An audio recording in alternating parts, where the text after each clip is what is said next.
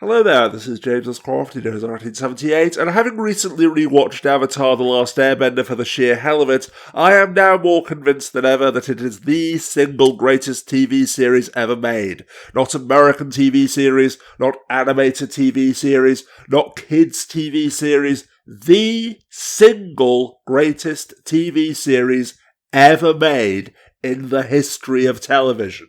After all, unlike the other series that I adore, such as Due South, Babylon 5, Farscape, Deep Space Nine, there isn't a single bad or skippable episode, not a single one that brings the series down, that you prefer to ignore for whatever reason, that you watch once and then never watch again, or skip over during the 13th rewatch when you're eager to get to the good stuff. Because although, especially in Book 2, Earth, a lot of the episodes are indeed filler, with the only real character development being the brief cutaways to Zuko's redemption arc, they are still so fun, so relatable, and so endearing that you still enjoy every second of the series, and it's all a part of the experience. As a matter of fact, rewatching the series, almost all of the things that I thought annoyed me about it were nowhere near as bad as I remembered. And from the fact that the story has two protagonists, Aang and Zuko, with both character arcs perfectly complementing and paralleling one another in a way that should be taught in creative writing classes if it isn't taught already, to the fact that Toph is the single greatest and most empowering representation of a disabled character in the history of fiction, absolutely everything about Avatar The Last Airbender is as perfect as anything created by a collection of humans under the constraints of time, budget, and the petty whims of corporations and broadcasters can ever be.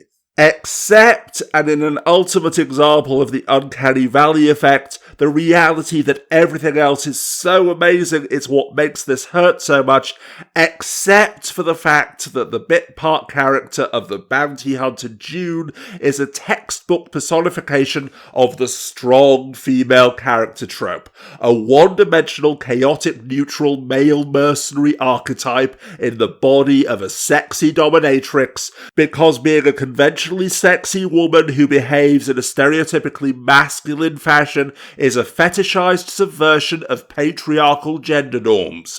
For fuck's sake, even her Jessica Rabbit hair over one eye look exists for no other reason than because it looks sexier.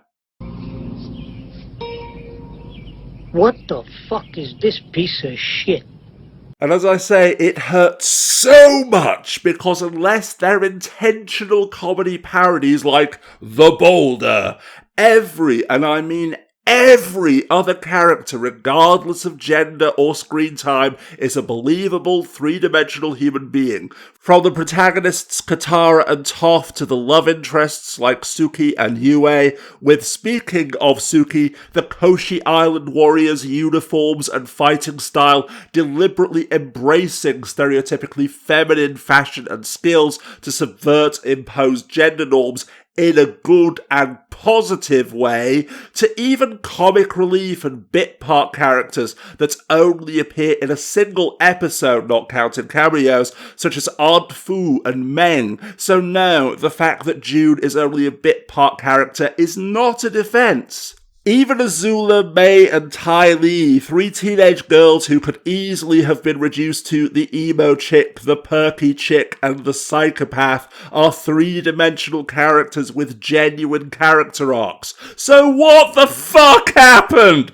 Who decided that nope, this series is in danger of being too good, of being too perfect? So in order to restore balance to the universe, let's make one of the characters a lazy, misogynistic archetype hashed out by a middle-aged male hack who honestly thinks this kind of misogynistic bullshit is progressive, in order to avoid making every other TV series in existence, Buffy the Vampire Slayer, look even worse by comparison. On reflection, probably the same because it looks cool hack who made every bad creative decision on that cash-in fan-fiction legend of Korra, which is to say, every creative decision. 37. My girlfriend sucked 37 dicks. In a row?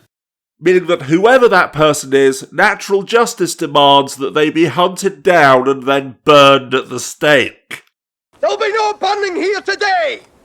We'll banish him! No! Burn him! And all the girlies say I'm pretty fly for a white guy.